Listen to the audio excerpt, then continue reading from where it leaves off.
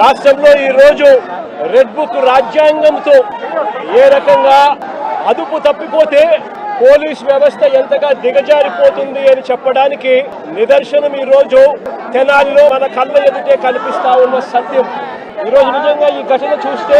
ఎలాంటి దారుణమైన పరిస్థితులు కనిపిస్తాయి అనంటే ఈరోజు రాష్ట్రంలో జరుగుతా ఉన్న అనేక సంఘటనలు ఒకసారి గమనించినట్లయితే ఆ ప్రతి సంఘటన కూడా ఏ రకంగా చంద్రబాబు నాయుడు గారు ఆయన పార్టీ రెడ్ బుక్ రాజ్యాంగం తీసుకొని వచ్చి పోలీసు వ్యవస్థను దుర్వినియోగం చేస్తూ తనకు వ్యతిరేకంగా ఏ గొంతు వినిపించినా కూడా ఆ గొంతును అణగదొక్కే కార్యక్రమంలో భాగంగా ఏ రకంగా చంద్రబాబు నాయుడు గారు దగ్గరుండి